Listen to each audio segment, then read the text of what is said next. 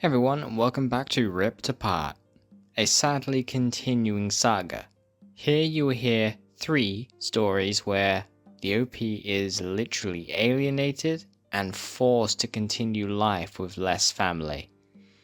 Obviously, I will not give a name or a specific location. Let's get into it. In the UK in 2022. So it all began when a friend, having lost her own children, seemed in need of help. The aim was to support her, to offer a chance for her to reunite with her children. Instead, she went to my daughter's school and falsely claimed that my daughter was being abused. The police investigated, questioning both me and my daughter, and quickly closed the case, finding no evidence of abuse. Despite this, social services recorded the accusation as if I had admitted to it. Though I was adamant about my daughter's well-being at the time, I was pregnant and struggling with diabetes, a condition I'd never had before. Doctors had warned that my baby might be stillborn or might require a C-section or suffer a broken collarbone at birth. Amidst the stress, my so-called friend cruelly remarked that I looked like shit. Her words hitting me hard. Already living in a hostile environment with my children, we faced daily threats. My mobility was severely limited, and I was in desperate need of support. I reached out to a social worker for help, but 8 months later, she took my children from me and dragged me to court. The worker claimed that abuse had occurred, but if that had been true, wouldn't action have been taken immediately? At the time, there were rampant accusations about me being involved with various men. The reality was starkly different. I wasn't involved with anyone. I could barely move due to my pregnancy complications, and the men in question were actually my tormentors, not partners. The situation was overwhelming, and despite my innocence, the system seemed to conspire against me, painting a false narrative of my life. So in this case, we see OP literally thrown into a ring that she doesn't want to be in. This actually happened fairly close to home for me, so it's a little freaky how even though I, myself, have been through social services, this person is in a very, very different situation. They have been put through the ringer and social services. Her children were removed from her care, and OP agrees social services did absolutely nothing to help the situation. All they did was the simple case of invade, take, leave. In the UK in 2019, the school submitted a report after the police had sent several reports regarding an alleged incident, even though no action was taken. I was often late picking up and dropping off my children, because it was a 30-minute walk, which is quite a long distance for a 2-year-old who tended to drag their feet. Not their fault, they just walk slower. His brand new boot soles even broke off due to the strain. I requested social services to fund taxis or provide some kind of school transport, but my request was declined. Over the years, I faced bullying for being a young mother. I had just turned 18 when I had my first child, who was a product of rape and child abuse by the father. Despite this, in 2020, social services indicated that they were fine with everything and planned to conduct a parenting assessment to discharge us from the service. However, this assessment never happened. Instead, a year later, they took my children and placed them into emergency care. The case went straight to court, and now my children are in long-term foster care. They even tried to place my children for adoption and contacted their fathers. One a pedophile, the other well known for threatening people with weapons, thus putting my children at a greater risk. It's been years now, and I have played it by the book. Social services have no concerns about me as a parent, yet the reasons my children are still in care remains unclear. They just showed up at my doorstep one day and took them. My oldest daughter was aware that my home was being targeted by my ex, a firefighter who was abusive towards my kids and my dog, which led to our breakup. I suspect he made a complaint to adult social services because they started implying that someone I loved needed a second chance. Shortly after, I filed a complaint about this. The caseworker was removed, and then all of this turmoil began. The harassment by my firefighter ex escalated to him breaking into my property when I was out, turning on the stove rings, cutting my sofa to pieces, damaging my new blinds, and even poisoning my dog.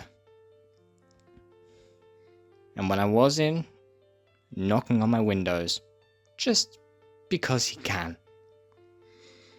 This harassment was the catalyst for the nightmare that followed, tearing my family apart and leaving me fighting for a semblance of justice in a system that seemed determined to ignore the truth. In this case, once again, the involvement of social services was less welcomed and more of a "really" thing. OP has been ignored, and her previous partners have basically been given a green light despite their tendencies being well known. It stemmed from OP using the police as they were intended. Then her family was destroyed because she did what was needed.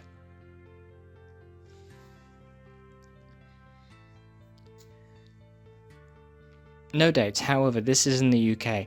I highly advise discretion for this one.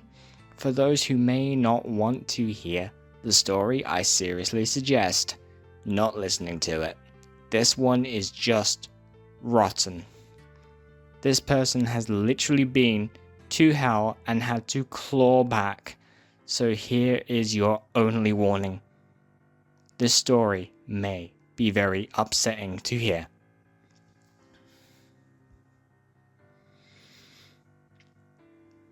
Read from their perspective. Hello. I was a victim of sadistic, psychological, and physical abuse from a very young age. My mother is a narcissist who liked to take her anger out on me and my siblings. I have so many awful memories. I'm truly broken and traumatized by what I went through. When I was no more than 5 or 6, I disobeyed my mother, and she smacked my body, legs, and arms with a leather belt. When I was 7, I used my sister-in-law's makeup, just a bit of a foundation, and my mother shouted at me, called me names, grabbed me, and shook me so hard. I had bruises on my arms. My teachers must have noticed it, but they didn't say a thing. They let my mother carry on the abuse when my brother was learning to use the potty.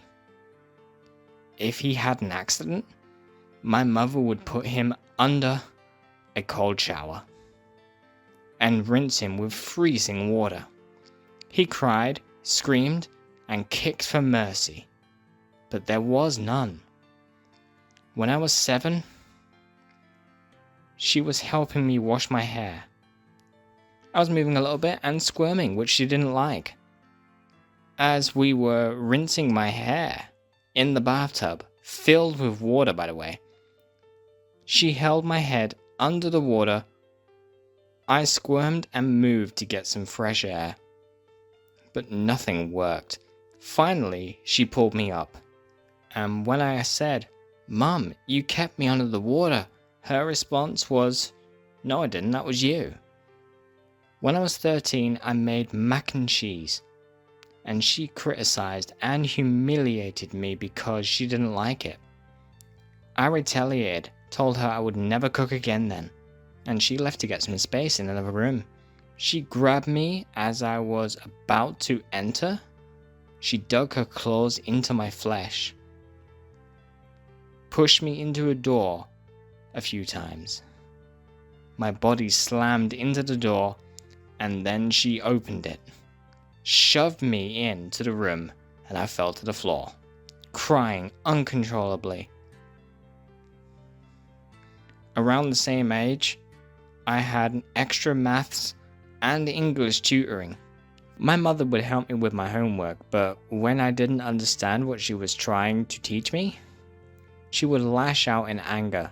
She'd push me off the chair, grab me, smack me, shake me, and verbally abuse me. It was so bad that I would cry and weep. I would just hope that I had to stay alone at home, just to get away from her. As a teenager, the abuse never stopped, and it only got worse. At this point, I was so submissive. I just let it happen. No one was helping me. I was lonely, misunderstood, and had no one to turn to. I tried before with my sister, but she would defend my mother, dismissing the abuse, saying it was her right as our mother and that we should follow in line. My father didn't want to talk about it and swept it all under the carpet. I was beaten into submission when my sister and brother were ages 7 to 9. They would take naps after school. My brother would fall asleep quickly. My sister had a little bit more trouble. When my mother saw my siblings in bed, she would say, "What the are you doing in that bed? Get out and help." If my brother was asleep, she would sometimes leave him, but if my sister was awake, she would drag her out of bed by her hair, or use physical violence, even if she had just fallen asleep. Depending on her mood, my mother would often drag her out of bed. The unfortunate thing about all of this is my siblings and sister-in-law knew and acknowledged that I was abused, but they didn't stop her. Just like social services, teachers, and even my own father, they all let me down and enabled the abuse without any compassion or concern for my welfare. They could have done something about it, but they didn't. I can't believe that monster was allowed to have children. She should have been spayed like a dog. For me, therapy is helping, but I will never forgive those who could and should have protected me, but didn't. They let that monster abuse me and get away with it. There are so many painful and traumatic memories seared into my mind.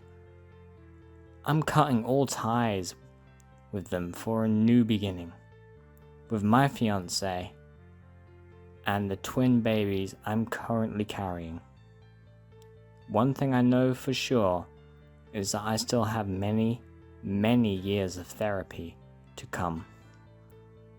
My story might have been different if social services had actually helped and taken me away from that monster. I feel so much resentment and hate towards social services and those family members who knew about the abuse but didn't intervene. I will hate them until the day I die. Like I say, discretion definitely advised for that one. So, this isn't a case in the usual sense. A mother has quite literally been tortured. And thanks to social services once again not helping, she unfortunately had to suffer. A running theme for this channel, you may probably have noticed. Not be surprised to hear that in all of these cases, social services did not even try to help. All they did was help themselves to the children, and in the last case, they didn't help at all. These stories are from real people going through real issues. And the unfortunate thing is, after a family is ripped apart, the parents are left with less family and still the pieces to pick up anyway. They can scream and moan all they like, but the only people that listen are those that have lived it. And those that have lived it can only say things like, "It gets better." The really sad part is nobody wants it to get better. They need it to be better. They need their children to be better. So that's everything from me for now. But rest assured, this will not be the last story you hear of a mother or father feeling and being ripped apart. See the description for the way to send me your story.